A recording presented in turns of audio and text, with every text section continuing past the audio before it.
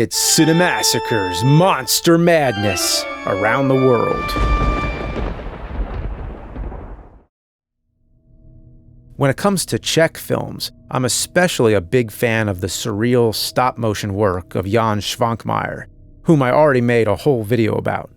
The country has produced a bunch of horror films, most of which aren't that well known in the US. Today's film is Ghoul from 2015. Now keep in mind, I'm not always sure if I'm picking the best example of each country. Most of these films I hadn't seen before.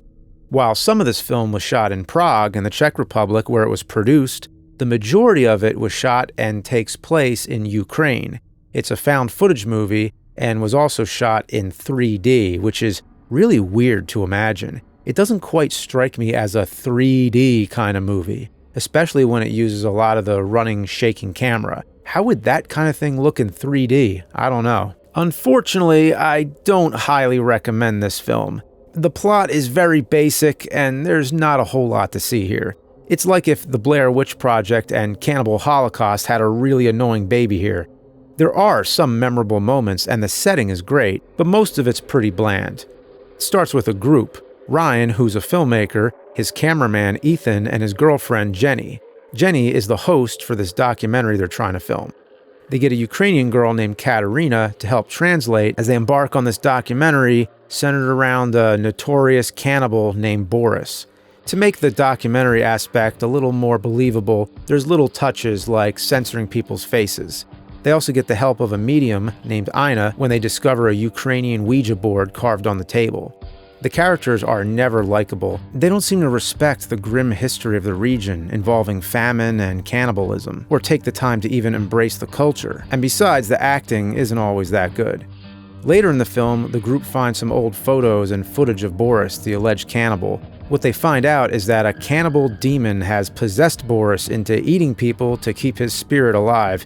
He also wants one of the girls to eat human flesh so that she can be pregnant with the cannibal demon and it can be reborn into the world.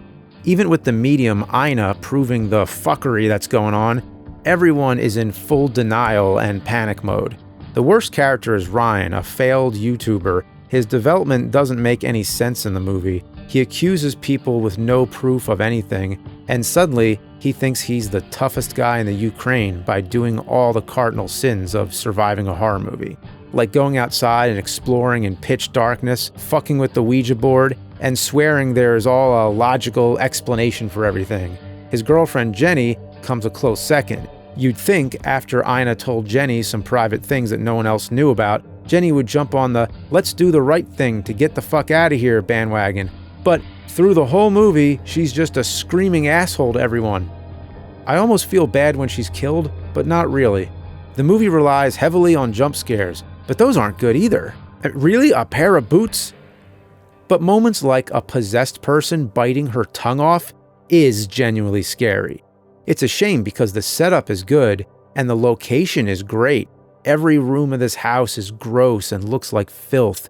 The dark forest is lit only by the camera light, like almost all the other found footage films, but the caves, the old barn, the house, and everything else give it a looming feeling of doom. So there's some good stuff in here, but overall, not too much.